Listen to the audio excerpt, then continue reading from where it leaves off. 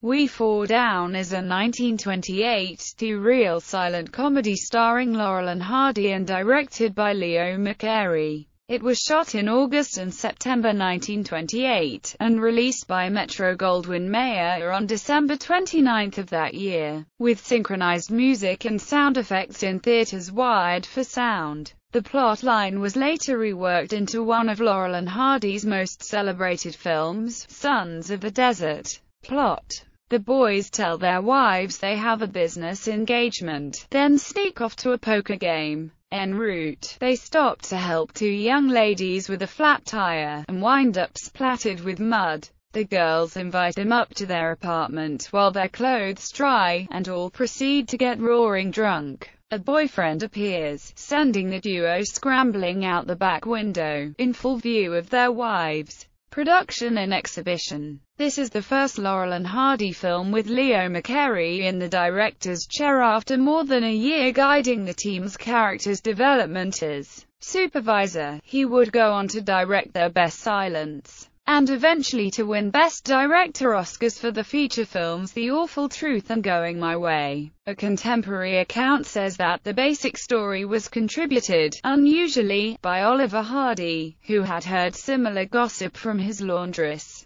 Critic, historian William K. Everson makes a different contention, tracing the story back to the Mack Sennett comedy Ambrose's First Falsehood. Interior shooting took place at the Hal Roach studio. Exteriors were shot both on the Roach backlot and on several locations in Culver City. The original Victor sound discs for We Faw Down were thought lost until the 1990s, when a set was discovered. Certain European DVD editions feature this original synchronized score, but American DVDs still have music cannibalized from other Laurel and Hardy Victor soundtracks. This short is better known for what got cut out of it than for what remained in it. As originally scripted and shot, the team flee the girls' apartment having pulled on each other's pants, then dart from spot to spot in town trying to find a private place to rectify the situation. An irate husband, a suspicious cop, even a belligerent king crab, all conspire to thwart the swapping of the pants.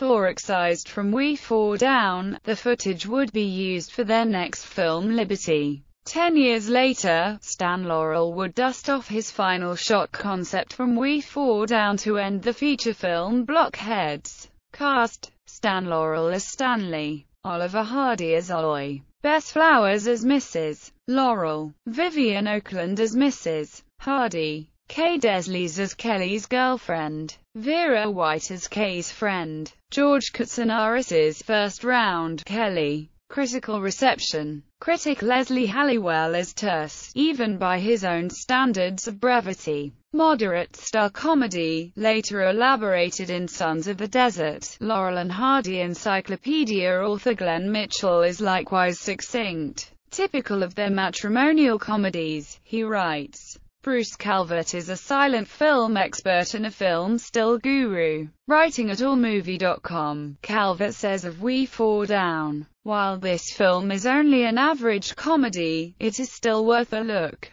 Laurel and Hardy's explanation of the show, and why they didn't know about the fire, is priceless. Laurel and Hardy scholar Randy Screetvert unearthed the scripts for many L&H shorts, and the promise of some of the unfilmed gags in the We Faw Down script left him a less than ardent supporter of the final film. All that We Faw Down proves is that even Leo McCarey could not always save a film from mediocrity. It's amusing but nothing to rave about. William K. Everson was the first to deconstruct the L&H canon, and his 1967 essay delivered a split decision. We Faw Down is, on the whole, rather draggy and pedestrian, though it has isolated gags that are among their best. Particularly amusing are the two Florts' attempts to inject some life into their two pickups. The best gag of all, however, is the